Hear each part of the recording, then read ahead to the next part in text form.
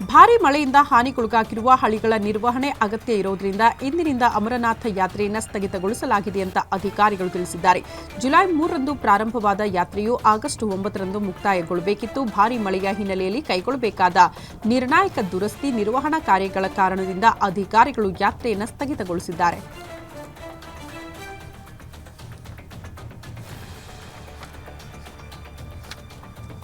ಮುಂಬೈನಿಂದ ಕೋಲ್ಕತ್ತಾಗೆ ಬರುತ್ತಿದ್ದ ಇಂಡಿಗೋ ವಿಮಾನದಲ್ಲಿ ಪ್ರಯಾಣಿಕರೊಬ್ಬ ಸಹ ಪ್ರಯಾಣಿಕನ ಕೆನ್ನೆಗೆ ಹೊಡೆದಿದ್ದಾನೆ.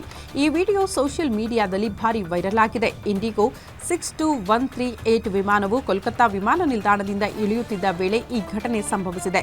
ಪ್ರಯಾಣಿಕ ದಿಢೀರನೆ ಸಹ ಪ್ರಯಾಣಿಕನ ಕೆನ್ನೆಗೆ ಹೊಡೆದಿದ್ದಾರೆ. ಇಂಡಿಗೋ ವಿಮಾನದ ಕ್ಯಾಬಿನ್ ಸಿಬ್ಬಂದಿ ಸಹ ಪ್ರಯಾಣಿಕರು ಈ ಬಗ್ಗೆ ಆತಂಕ ವ್ಯಕ್ತಪಡಿಸಿದ್ದಾರೆ. ಆರೋಪಿಯನ್ನ ವಿಮಾನ ನಿಲ್ದಾಣದ ಭದ್ರತಾ ಸಿಬ್ಬಂದಿ ವಶಕ್ಕೆ ಪಡೆದುಕೊಂಡಿದ್ದಾರೆ.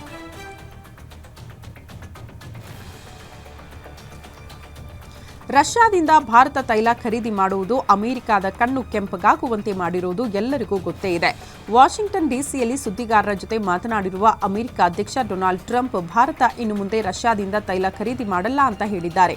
ಭಾರತವು ರಷ್ಯಾದ ತೈಲ ಖರೀದಿಯನ್ನು ನಿಲ್ಲಿಸಿದೆ ಎನ್ನಲಾಗ್ತಾ ಇದ್ದು, ಆದರೆ ಇದು ದೃಢಪಟ್ಟರೆ ಒಳ್ಳೆಯದು. ಇದೊಂದು ಭಾರತದ ಒಳ್ಳೆಯ ಹೆಜ್ಜೆ ಅಂತ ತಿಳಿಸಿದ್ದಾರೆ.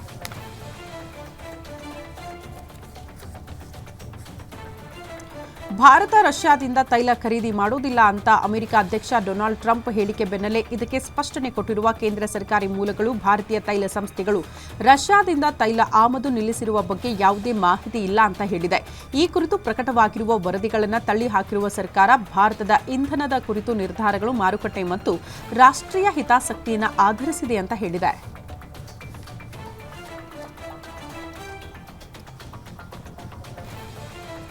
ಭಾರತ ಹಾಗೂ ಇಂಗ್ಲೆಂಡ್ ತಂಡಗಳ ನಡುವಿನ 5ನೇ ಹಾಗೂ ಟೆಸ್ಟ್ ಸರಣಿಯ ಕೊನೆಯ ಪಂದ್ಯ ಅತ್ಯಂತ ತೀವ್ರ ಕುತೂಹಲದಿಂದ ಕೆರಳಿಸಿದೆ. ಯಶಸ್ವಿ ಜೈಸ್ವಾಲ್ ಭರ್ಜರಿ ಶತಕ, ಮೊಹಮ್ಮದ್ ಸಿರಾಜ್ ಮಾರಕ ಬೌಲಿಂಗ್ ದಾಳಿಯ ಸಹಾಯದಿಂದ ಭಾರತ ತಂಡ ಓವಲ್ ಟೆಸ್ಟ್ ಪಂದ್ಯದ 3ನೇ ದಿನ ಮೇಲುಗೈ ಸಾಧಿಸಿದೆ. ಈ ಪಂದ್ಯದಲ್ಲಿ ಗೆಲ್ಲುವುದಕ್ಕೆ ಭಾರತ ತಂಡಕ್ಕೆ 9 ವಿಕೆಟ್ಗಳ ಅಗತ್ಯವಿದ್ದರೆ ಆತಿಥೇಯ ಇಂಗ್ಲೆಂಡ್ ತಂಡಕ್ಕೆ ಇನ್ನುಳಿದ 2 ದಿನಗಳಲ್ಲಿ 324 ರನ್ಗಳ ಅಗತ್ಯವಿದೆ. ಹಾಗಾಗಿ ಈ ಪಂದ್ಯದಲ್ಲಿ ಯಾವ ತಂಡ ಗೆಲ್ಲಬಹುದು ಅಂತ ನಿರ್ಧಾರವಾಗಲಿದೆ.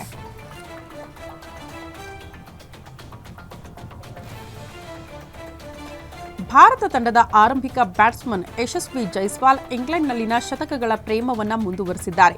ಕೆನ್ನಿಂಗ್ಟನ್ ಓವಲ್ನಲ್ಲಿ ನಡೀತಾ ಇರುವ ಟೆಸ್ಟ್ ಸರಣಿಯ ಕೊನೆಯ ಪಂದ್ಯದ ದ್ವಿತೀಯ ಇನ್ನಿಂಗ್ಸ್ನಲ್ಲಿ ಜೈಸ್ವಾಲ್ ಇಂಗ್ಲೆಂಡ್ ವಿರುದ್ಧ ತನ್ನ 4ನೇ ಟೆಸ್ಟ್ ಶತಕವನ್ನು ಪೂರ್ಣಗೊಳಿಸಿದ್ದಾರೆ. ಅಲ್ಲದೆ ಇದು ಯಶಸ್ವಿ ಜೈಸ್ವಾಲ್ ಅವರ ಟೆಸ್ಟ್ ವೃತ್ತಿ ಬದುಕಿನ 6ನೇ ಶತಕ ದಾಖಲಿಸಿದ್ದಾರೆ.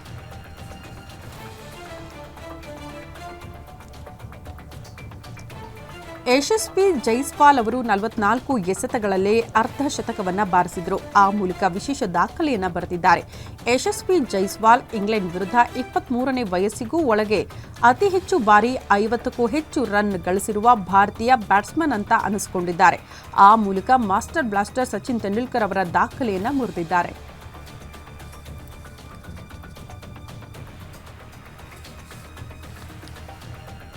5ನೇ ಟೆಸ್ಟ್ನ 2ನೇ ದಿನ ಆಕಾಶ್ ದೀಪ್ 4ನೇ ಸ್ಥಾನದಲ್ಲಿ ನೈಟ್ ವಾಚ್ಮ್ಯಾನ್ ಆಗಿ ಬ್ಯಾಟಿಂಗ್ಗೆ ಬಂದಿದ್ರು.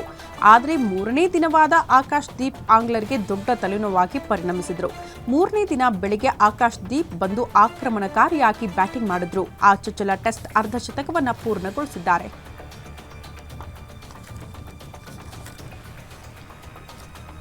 ಇಂಗ್ಲೆಂಡ್ ವಿರುದ್ಧದ ಟೆಸ್ಟ್ ಸರಣಿಯು ಅದರ ನಡುವೆಯೇ ಜಸ್ಪ್ರೀತ್ ಬುಮ್ರಾ ಬಗ್ಗೆ ದೊಡ್ಡ ಮಾಹಿತಿಯೊಂದು ಹೊರಬಿದ್ದಿದೆ. 2025ರ ಏಷ್ಯಾ ಕಪ್ನಲ್ಲಿ ಆಡುವುದಿಲ್ಲ ಅಂತ ಹೇಳಲಾಗ್ತಾ ಇದೆ. ಸೆಪ್ಟೆಂಬರ್ 9ರಿಂದ ಏಷ್ಯಾ ಕಪ್ ಪ್ರಾರಂಭವಾಗ್ತಾ ಇದ್ದು, ಜಸ್ಪ್ರೀತ್ ಬುಮ್ರಾ ಈ ಪಂದ್ಯಾವಳಿಯಲ್ಲಿ ಭಾಗವಹಿಸ್ತಾರಾ ಅಥವಾ ಇಲ್ವಾ ಇನ್ನೂ ಕೂಡ ಖಚಿತವಾಗಿಲ್ಲ.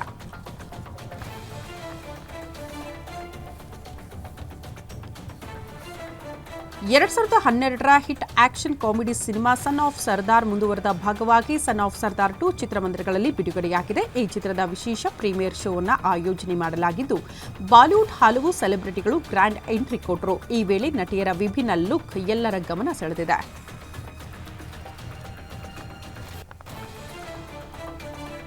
ಆಸ್ಕರ್ ಪ್ರಶಸ್ತಿ ಪುರಸ್ಕೃತರಾದ ಗಾಯಕ ಹಾಗೂ ಸಂಗೀತ ನಿರ್ದೇಶಕ ಎಆರ್ ರೆಹಮಾನ್ ತಮ್ಮ ಸಂಗೀತ ಜ್ಞಾನದಿಂದಲೇ ಕೋಟ್ಯಾಂತರ ಅಭಿಮಾನಿಗಳನ್ನು ಹೊಂದಿದ್ದಾರೆ. ಸೋಷಿಯಲ್ ಮೀಡಿಯಾದಲ್ಲಿ ಸಾಕಷ್ಟು ಅಭಿಮಾನಿಗಳನ್ನು ಹೊಂದಿರುವ ಇವರು ಈ ಬಾರಿ ಭಾರತದ ಶ್ರೇಷ್ಠ ಗಾಯಕ ಕೆಜೆ ಯೇಸುದಾಸ್ ಅವರನ್ನ ಸ್ವಗೃಹದಲ್ಲಿ ಭೇಟಿಯಾಗಿದ್ದು ಕೃಷಿಯ ವಿಚಾರವನ್ನು ಸೋಷಿಯಲ್ ಮೀಡಿಯಾದಲ್ಲಿ ಹಂಚಿಕೊಂಡಿದ್ದಾರೆ.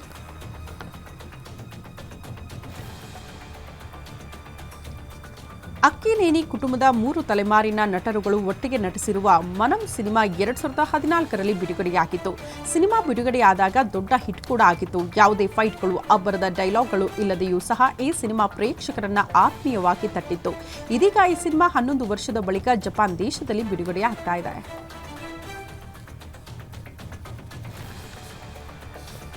ರಜನಿಕಾಂತ್ ನಟನೆಯ ಕೂಲಿ ಸಿನಿಮಾ ದಕ್ಷಿಣ ಭಾರತದ ಬಹು ನಿರೀಕ್ಷಿತ ಸಿನಿಮಾ ಆಗಿದೆ.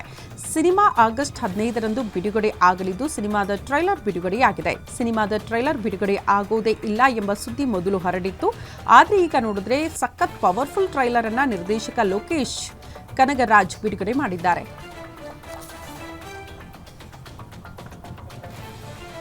ಚಿಕ್ಕಮಗಳೂರಿನಲ್ಲಿ ನಟ ದರ್ಶನ್ ಅಭಿಮಾನಿಗಳು ಕಷ್ಟದಲ್ಲಿರೋರಿಗೆ ಸಹಾಯ ಮಾಡುವುದರ ಮೂಲಕ ಮಾನವೀಯತೆ ಮೆರೆದಿದ್ದಾರೆ. ಈ ಬಾರಿ ಕೂಡ ಎನ್ಆರ್ಪುರ ತಾಲೂಕಿನ ಡಿ ಕಂಪನಿಯ ಅಭಿಮಾನಿ ಬಳಗದ ಸದಸ್ಯರು ನಂದನ್ ಅವರಿಗೆ ಅಭಿಮಾನಿಗಳೇ ವೆಚ್ಚವನ್ನು ಭರಿಸಿ ತ್ರಿಚಕ್ರ ವಾಹನವನ್ನ ನಂದನ್ ಅವರಿಗೆ ಗಿಫ್ಟ್ ಆಗಿ ಕೊಟ್ಟಿದ್ದಾರೆ.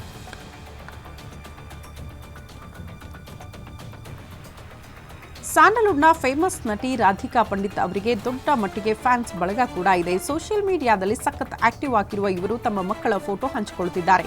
ಈ ಬಾರಿ ರಾಧಿಕಾ ತಮ್ಮ ನಾದಿನಿ ನಂದಿನಿ ಜೊತೆಗೆ ಕಾರ್ಯಕ್ರಮವೊಂದರಲ್ಲಿ ಫೋಟೋ ಕ್ಲಿಕ್ಕಿಸಿಕೊಂಡಿದ್ದು ಸದ್ಯ ಅವರ ಫೋಟೋ ಸೋಷಿಯಲ್ ಮೀಡಿಯಾದಲ್ಲಿ ವೈರಲ್ ಆಗ್ತಾ ಇದೆ.